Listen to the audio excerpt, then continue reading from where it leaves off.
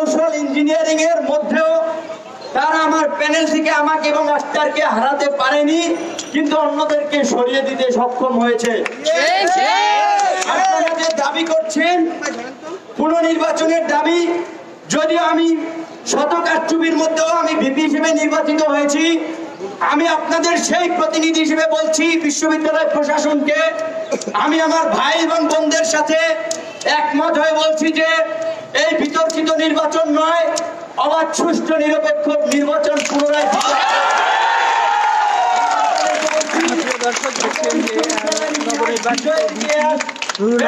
পুনর্নির্বাচনের দাবি জানাচ্ছে। ঢাকা বিশ্ববিদ্যালয়ের ছাত্ররা অন্যায় নিয়মকে মেনে নিতে পারে না, যখন সারা দেশে 30 ডিসেম্বরের মতো একটি অপকৌশল নির্বাচনের মাধ্যমে নির্বাচনী ব্যবস্থাটাই ভেঙে পড়ে যাচ্ছে, গণতান্ত্রিক ব্যবস্থা যখন ধ্বংস হয়ে যাচ্ছে, ঢাকা বিশ্ববিদ্যালয়কে তখন সেই কালো ছায়া দ্বারা ঢেকে দেওয়া হচ্ছে। আমরা সেটা হতে দিতে পারি না। এই বিশ্ববিদ্যালয়, তাই আমরা বিশ্ববিদ্যালয় প্রশাসনকে অনুরোধ জানাবো, সবিনয়ে অনুরোধ জানাবো, এই বিতর্কিত নির্বাচনের সাথে যারা সংশ্লিষ্ট ছিল অতি দ্রুত তাদেরকে পদত্যাগ করতে হবে এবং পুনরায় যে আদালতের নির্দেশনা রয়েছে 31শে মার্চ, সেই 31শে মার্চের মধ্যেই ছাত্র প্রতিনিধি এবং যারা বিভিন্ন প্যানেল নির্বাচনে অংশ নিয়েছে তাদের মতামতের ভিত্তিতে কিভাবে অবাধ সুষ্ঠু নিরপেক্ষ নির্বাচন করতে হয় সেই আয়োজন আপনাদেরকে করতে হবে।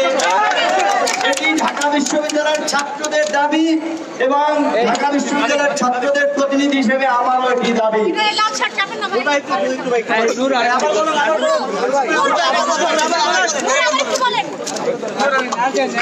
নুরু ভাই, আপনার বক্তব্য পুনরায় একটু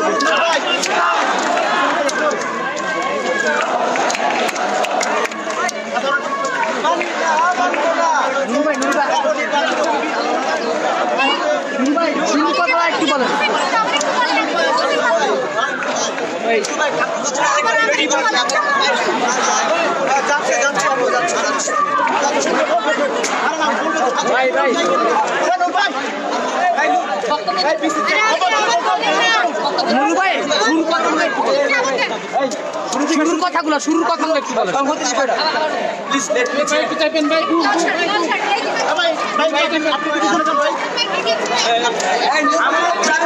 ঢাকা বিশ্ববিদ্যালয়ের ভাই ও বোনেরা, আপনারা সবাই দেখেছেন দীর্ঘ 28 বছর পরে ঢাকা বিশ্ববিদ্যালয়ের যে ডাকসু নির্বাচন হয়েছে, সমগ্র জাতি চেয়েছিল এটি একটি দৃষ্টান্তমূলক নির্বাচন হবে, অবাধ সুষ্ঠু নিরপেক্ষ নির্বাচন হবে, কিন্তু আমরা দেখেছি প্রশাসন নীল নকশার মাধ্যমে একটি কারচুপির নির্বাচন করেছে।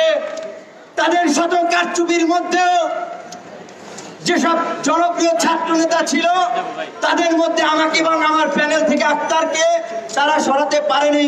আমার দৃঢ় বিশ্বাস ছিল যদি সুষ্ঠু নির্বাচন হতো আমাদের প্যানেল পুরো বের হয়ে আসতো, কিংবা অন্য স্বতন্ত্র প্যানেল কিংবা অন্যান্য প্যানেল থেকেও বের হয়ে আসতো প্রার্থীরা, কিন্তু পুরো নির্বাচনী প্রক্রিয়াটাই একটি অস্বচ্ছ এবং বিতর্কিত ছিল।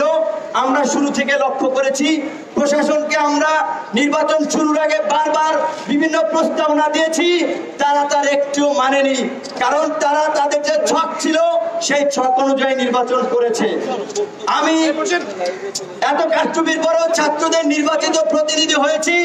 আমি সেই জায়গা থেকে আমার ভাই বোনদের প্রতি দায়বদ্ধতা থেকে বলছি, আজকে আমার এই ভাই বোনেরা এখানে যে দাবিতে সমবেত হয়েছে, এই বিতর্কিত নির্বাচন বাতিল করে পুনরায় নির্বাচন দিতে হবে।